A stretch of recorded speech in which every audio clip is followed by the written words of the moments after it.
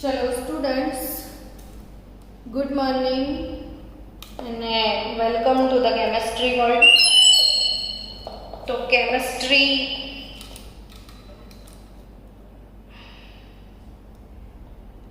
एक 5 મિનિટ રાહ જોજો. Okay, good morning. આજનો ટોપિક છે સરસ મજાનો ઇલેક્ટ્રોન પ્રાપ્તિ એન્થાલ્પી. ને ઇલેક્ટ્રોન પ્રાપ્તિ એન્થાલ્પી પહેલા આપણે એક ટોપિક શીખ્યા હતા, આયનીકરણ એન્થાલ્પી. તો આયનીકરણ એન્થાલ્પી ટોપિક જે છે એનું થોડું રિવિઝન આજે લઈ લઈએ. પહેલા કોઈ બી ટોપિકનું રિવિઝન કરવું તો જરૂરી છે ને. તો તમારી ટેક્સ્ટબુકમાં પ્રોબ્લેમ 3.6 જે છે સ્વાધ્યાય ચોપડીમાં તમને કોયડો 3.6 આપ્યો છે, એની આપણે ડિસ્કસ કરીએ આજે. કોયડો 3.6 માં એવું આપ્યું છે કે ભાઈ સોડિયમ, મેગ્નેશિયમ અને સિલિકોન એ ત્રણની પ્રથમ આયનીકરણ એન્થાલ્પી આપી છે 496, 737 અને સિલિકોનની 786 કિલોજૂલ પર મોલ. પ્રશ્ન એમ પૂછ્યો છે કે તો એલ્યુમિનિયમની કેટલી હોવી જોઈએ, 575 કે પછી 560 કિલોજૂલ પર મોલ કેટલી હોવી જોઈએ? આ પ્રશ્ન પૂછ્યો છે. કોયડો 3.6 શું કહે છે કે સોડિયમ, મેગ્નેશિયમ, સિલિકોન એની પ્રથમ આયનીકરણ એન્થાલ્પી જે છે એ 496, 737 અને 786 કિલોજૂલ પર મોલ છે. તો એલ્યુમિનિયમની પ્રથમ આયનીકરણ એન્થાલ્પી 575 હોવી જોઈએ કે પછી 560 કિલોજૂલ પર મોલ હોવી જોઈએ? આ પ્રશ્ન પૂછ્યો છે. તો આ પ્રશ્નને કેવી રીતે સોલ્વ કરવાનો એ સમજીએ. સૌથી પહેલા કે આ સોડિયમ, મેગ્નેશિયમ, સિલિકોન અને એલ્યુમિનિયમ વચ્ચે આવર્ત કોષ્ટકનો કયો સંબંધ છે? અર્થાત કે આ ચાર તત્વો આવર્તમાં છે કે સમૂહમાં છે એ પહેલા જોવું પડે. તો કવિતા યાદ કરો, તમને બધાને યાદ છે ને કે પહેલા આવર્તમાં બે જ તત્વો છે, હાઇડ્રોજન અને હિલિયમ, અને બીજો જે આવર્ત છે એ બીજા આવર્તમાં 8 તત્વો છે. કયા 8 તત્વો? તો નાથાલાલ, માસ્તરે, અલીગઢ, સ્ટેશન પર, સડેલા, કેળા, આરોગ્યા. એ આવર્ત કોષ્ટકનો બીજો નહીં, ત્રીજો આવર્ત છે. ત્રીજો આવર્ત. બીજા આવર્તમાં પણ 8 તત્વો, લી, બે, બ, ક, ન, ફ, ને એ બીજો આવર્ત છે. ને આપણો આવર્ત કોષ્ટકનો ત્રીજો આવર્ત છે નાથાલાલ, માસ્તરે, અલીગઢ, સ્ટેશન પર, સડેલા, કેળા, આરોગ્યા. તો વિચારો કે આ દરેક તત્વો એક જ આવર્તમાં છે.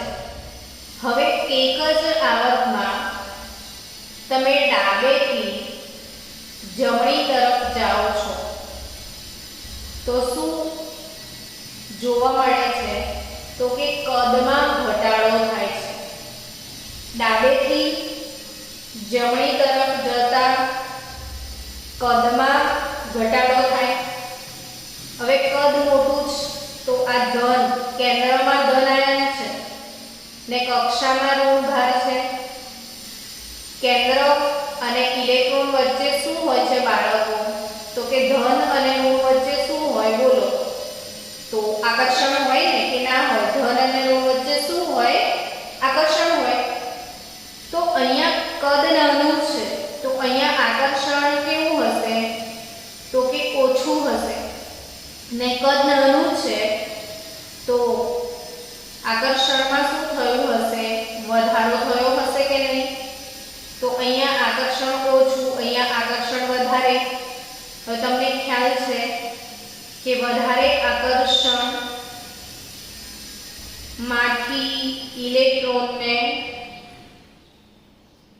દૂર કરવા માટે વધારે ઊર્જા આપવી પડે વધારે આકર્ષણ હોય તો ઇલેક્ટ્રોનને દૂર કરવા માટે વધારે ઊર્જા આપવી પડે એટલે તમે ડાબેથી જમણી તરફ જાઓ ને તો આયનીકરણ ઊર્જા માં વધારો થાય એટલે તમને હવે શું વિચાર આવે કે હા ખબર પડી કે આની જો 496 હોય આની 737 છે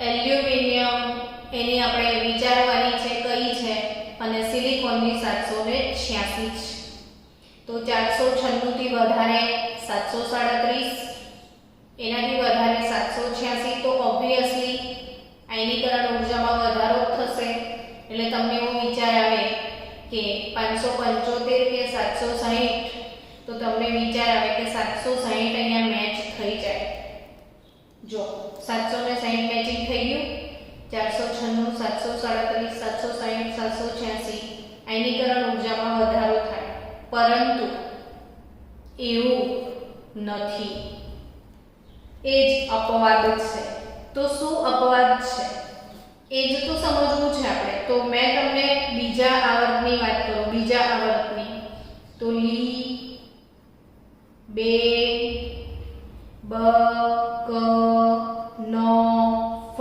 આ બીજો આવર્ત એમાં મેં તમને ભણાવ્યું હતું યાદ છે કે બેરિલિયમ અને બોરોન નાઇટ્રોજન અને ઓક્સિજનમાં અપવાદ હતો બેબોનો અપવાદ હતો એવું શીખાયું હતું કે બેરિલિયમ ગ્રેટર ધેન બોરોન અને નાઇટ્રોજન ગ્રેટર ધેન ઓક્સિજન છે બાકી બધું જેવું છે એવું જ હોવું જોઈએ તો અહીં અપવાદ હતા તો વિચારો કે બેરિલિયમ એટલે 2 Mg કા સર 12 ને બોરોન એટલે બેલ બાલ ગયે ઇન્ડિયન તેલ છે એટલે આ 13મો સમૂહ અને અહીંયા જો બેરિલિયમ અને બોરોન વચ્ચે અપવાદ હોય તો મેગ્નેશિયમ કેલ્શિયમ ગેલિયમ આ બધા વચ્ચે અપવાદ હોવો જોઈએ સમજી રહ્યા છો એમ નપાસ સભી નાના પાટેકર ઐશ્વર્યા સબ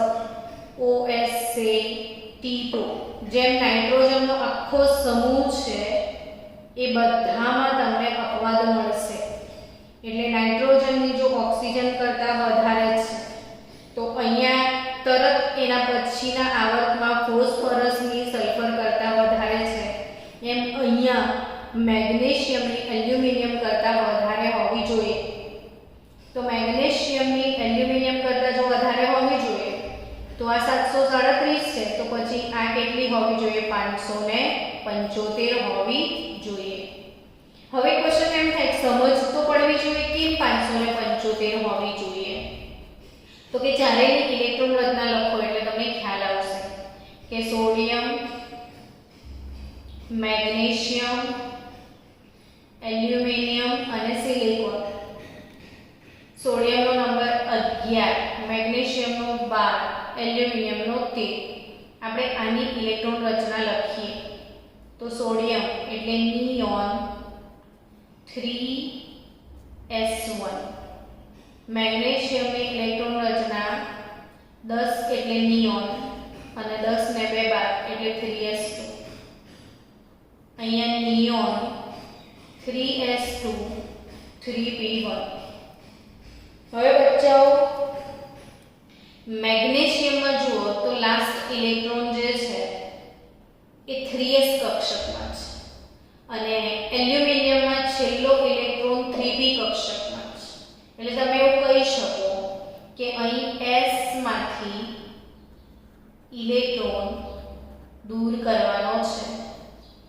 અહીં p માંથી ઇલેક્ટ્રોન દૂર કરવાનો છે, બરાબર.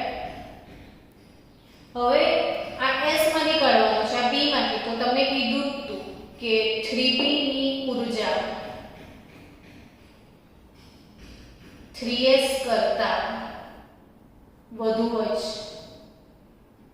બીજું કે તમને એ શીખાયું હતું કે એક જ ક્વોન્ટમ હોય 3s ને 3p ને 3d, તો કોનો ઇલેક્ટ્રોન સરળતાથી જાય? તો કે 3d નો સરળતાથી જાય, s નો સરળતાથી ના જાય. એટલે આયનીકરણ ઊર્જાનો ક્રમ જે છે એમાં જો 3s 3p ને 3d કક્ષકો હાજર હોય તો સૌથી વધારે ઊર્જા 3s ના ઇલેક્ટ્રોનને આપવી પડે. અહીં સમજો કે ઇલેક્ટ્રોન 3s માંથી કાઢવાનો છે અને અહીં ઇલેક્ટ્રોન 3p માંથી કાઢવાનો છે. તો 3s ના ઇલેક્ટ્રોનને વધારે ઊર્જા જોઈએ. 3p ઇલેક્ટ્રોન સરળતાથી દૂર થશે, કારણ કે એમ પણ એની ઊર્જા ઊંચી છે. એટલે એલ્યુમિનિયમની આયનીકરણ એન્થાલ્પી Al ની પ્રથમ આયનીકરણ ઊર્જા મેગ્નેશિયમ કરતા ઓછી હોય છે. એટલે મેગ્નેશિયમ કરતા એલ્યુમિનિયમની ઓછી હોવી જોઈએ. એટલે એલ્યુમિનિયમનો જવાબ 575 કિલોજૂલ પર મોલ આપવો જોઈએ. હવે બીજી અગત્યની વાત કરીએ. આપ જે રિવિઝન લઈને બેઠા છીએ, તો આયનીકરણ એન્થાલ્પીમાં બાળકો આખા આવર્તક કોષ્ટકમાં સૌથી વધુ આયનીકરણ એન્થાલ્પી, હાઈએસ્ટ આયનીકરણ એન્થાલ્પી કોની? આવો પ્રશ્ન આવે તો ઊંચામાં ઊંચી આયનીકરણ એન્થાલ્પી યાદ રાખજો 18મો સમૂહ. તમને બધાને ખ્યાલ છે કે 18મો સમૂહ એટલે કોણ? તો નિષ્ક્રિય તત્વો. 18મો સમૂહ એટલે શું? નિષ્ક્રિય તત્વો. અને આ નિષ્ક્રિય તત્વો એટલે helium, neon, argon, krypton, xenon, radon અને ઓગ્નેસન. હવે આ જે તત્વો છે એમની સામાન્ય ઇલેક્ટ્રોન રચના ખ્યાલ છે ને બધાને? નોબલ ગેસ NS2 Np6, અર્થાત કે એમની જે છેલ્લી કક્ષા છે એમાં અષ્ટક પૂર્ણ છે.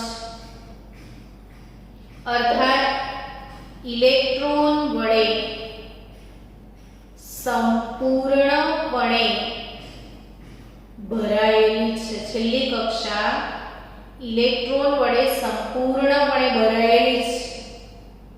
એ કોઈનો ઇલેક્ટ્રોન લેતા પણ નથી અને કોઈને ઇલેક્ટ્રોન આપતા પણ નથી. કેમ? તો કે એ લોકો બહુ જ સ્થાયી ઇલેક્ટ્રોન રચના ધરાવે છે. અને જેની ઇલેક્ટ્રોન રચના બહુ જ સ્થાયી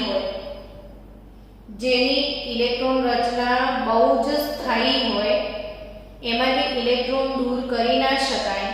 એટલે હાઈએસ્ટ સૌથી વધુ આયનીકરણ એન્થાલ્પી આખા આવર્ત કોષ્ટકમાં કયા સમૂહની છે? 18મા સમૂહની છે. કયા સમૂહની છે બાળકો? 18મા સમૂહની.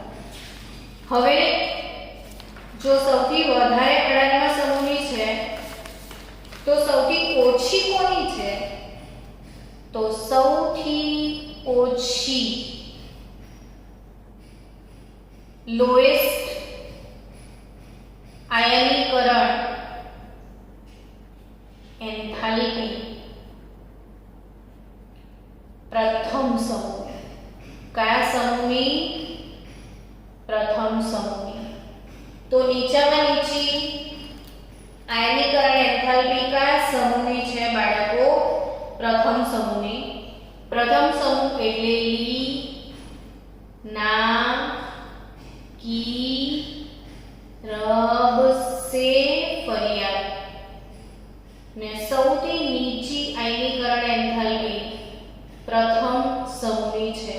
આ રેડિયો એક્ટિવ છે એટલે આપણે એને ગણવાનું નહીં ગુણધર્મમાં, કેમ કે એનું અસ્તિત્વ બહુ જ ઓછું હોય છે, બહુ થોડી જ મિનિટ એનું અસ્તિત્વ હોય. ફ્રાન્સિયમનો એક સમઘટક છે ફ્રાન્સિયમ 223 અને એનો અર્ધાયુષ્ય સમય ફક્ત 21 મિનિટ છે. કેટલી મિનિટ? 21-22 મિનિટથી વધારે જીવી ના શકે. એટલે હવે સૌથી વધારે આયનીકરણ એન્થાલ્પી 18મા સમૂહની ને સૌથી ઓછી પહેલા સમૂહની. હવે પ્રશ્ન થશે કેમ? બરાબર, તો કેમ એની સૌથી ઓછી છે? તો કે એની સામાન્ય ઇલેક્ટ્રોન રચના શું? Noble gas NS1. સામાન્ય ઇલેક્ટ્રોન રચના શું છે? Noble gas NS1. અર્થાત એની છેલ્લી કક્ષામાં ફક્ત એક જ ઇલેક્ટ્રોન છે. છેલ્લી કક્ષામાં ફક્ત એક જ ઇલેક્ટ્રોન છે. એટલે એ લોકોની કેવી ટેન્ડન્સી હોય કે આ એક ઇલેક્ટ્રોન કોઈ લઈ જાય તો સારું. એટલે આ લોકોને એવું છે કે કાશ કોઈ આए और मेरा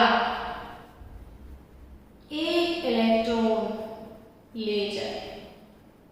આ લોકો એક ઇલેક્ટ્રોનને ગુમાવવા માટે એટલા બધા ઉતાવળા છે કે ના પૂછાય નહીં. એ લોકોને એક ઇલેક્ટ્રોન ગુમાવવા માટે જબરજસ્ત તડાપડી કરતા લોકો સળગી જાય. તમને ખબર છે આ લોકોને સોડિયમને તો કેરોસીનમાં પૂરી રાખવું પડે છે. સોડિયમને શેમાં પૂરી રાખવું પડે છે? કેરોસીનમાં. એટલી બધી, જો એને હવામાં ખુલ્લો રાખો તો એ હવા સાથે તડાકા ભડાકા કરે, જોરદાર પ્રક્રિયા કરે ઇલેક્ટ્રોન ગુમાવવા માટે.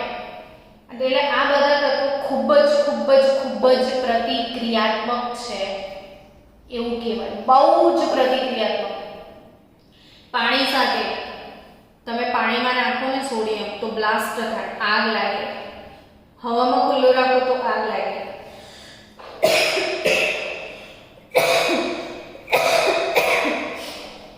સોરી.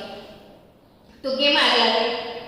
તો એક ઇલેક્ટ્રોન ગુમાવવા માટે આ લોકો બહુ જ ઉતાવળા છે. એટલે આખા આવર્ત કોષ્ટકમાં જો નીચામાં નીચે આયનીકરણ એન્થાલ્પી કોઈની હોય ને તો એ કયા સમૂહની ખ્યાલ છે તમને?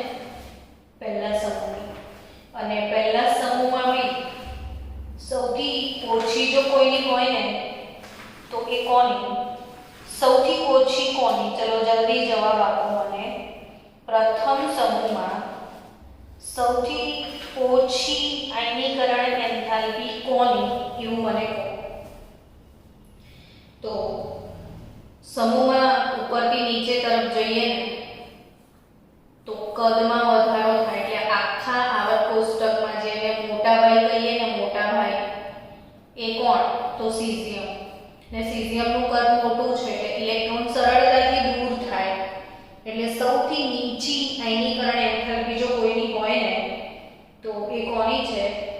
તો એ છે સીઝિયમની. લિથિયમની 520 કિલોજૂલ પર મોલ છે. સોડિયમની 496 કિલોજૂલ પર મોલ છે.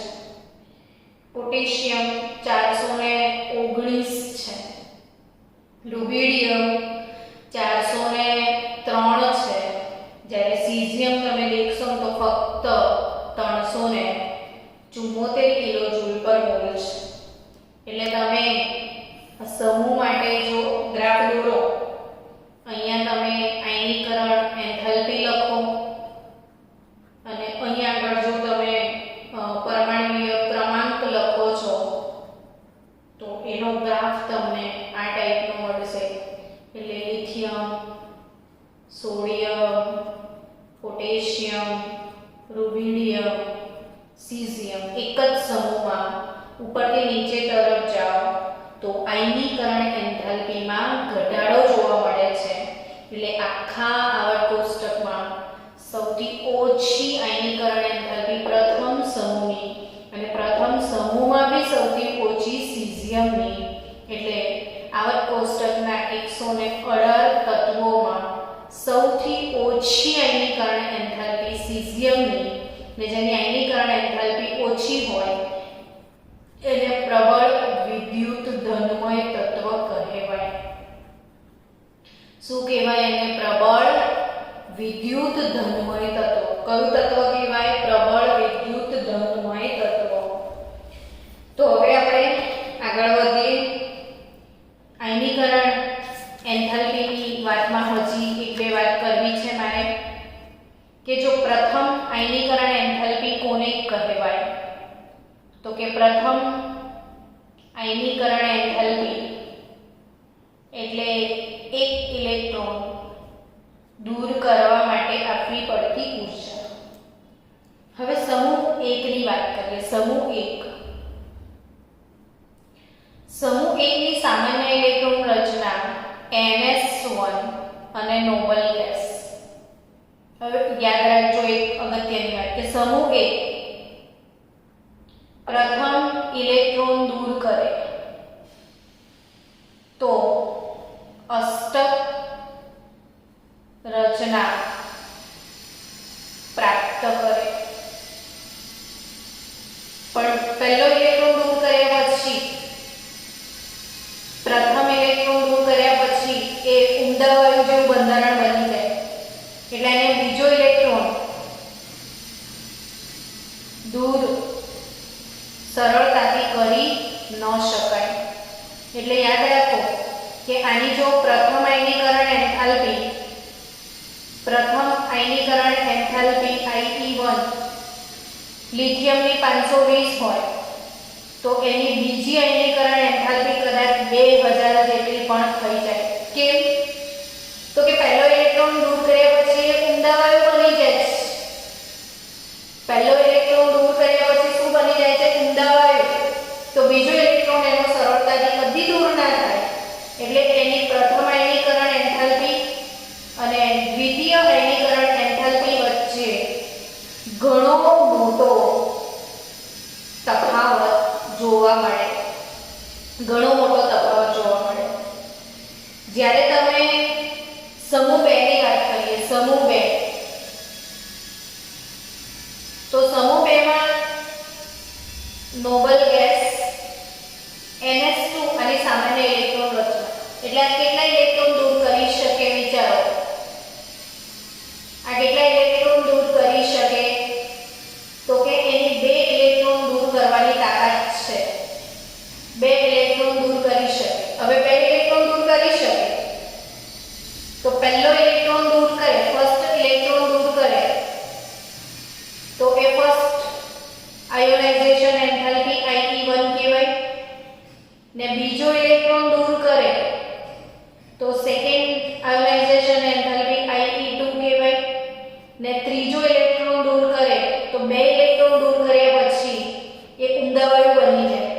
એટલે ત્રીજો ઇલેક્ટ્રોન દૂર કરવા માટે ઘણી જ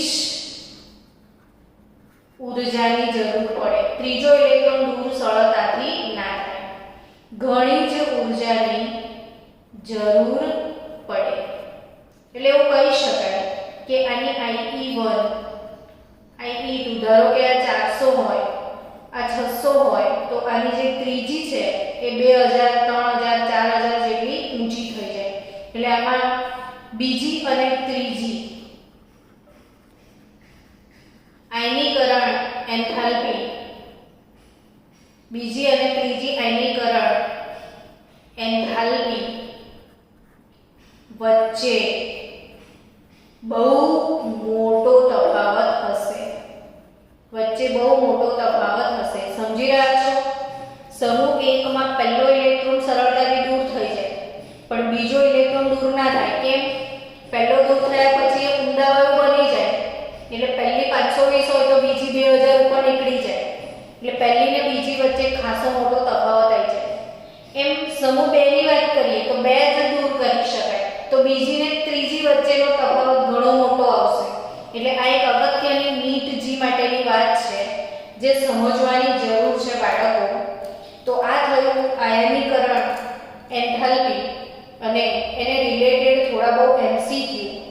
એક વખત આપણે ઇલેક્ટ્રોન પ્રાપ્તિ ઉર્જા કરી લઈએ અને પછી આપણે આયનીકરણ એન્થાલ્પીના એમસીક્યુ પણ કરવા જેવા છે. તમને સ્વાધ્યાયની વાત કરું. સ્વાધ્યાય છે ને ચોપડીનો, એ સ્વાધ્યાયમાં તમે લોકો કેટલા પ્રશ્નો કરી શકો એવા છો જુઓ. તો સ્વાધ્યાયમાંથી તમારે કાલે મને હોમવર્ક બતાવવાનું છે એ what is the basic theme of organization in periodic table. એટલે પ્રશ્ન 3.1 3.2 3.3 3.4 5 6 3.7 3.8 3.9 3.10 3.11 અને 3.12 13 14 15 3.14 સુધીના પ્રશ્નો તમે મને નહીં 3.13 સુધીના પ્રશ્નોનું કાલે તમારે મને હોમવર્ક બતાવવાનું છે. હું તમને ગૂગલનો પાસવર્ડ મોકલી આપું છું. 3.1 થી 3.15 સુધીનું હોમવર્ક તમે મને કરીને મોકલો. ક્યાંથી ક્યાં સુધી બાળકો? 3.1 થી 3.15 સુધી. પછી એમાંથી જે પણ વસ્તુ નથી આવડતી તો એ આપણે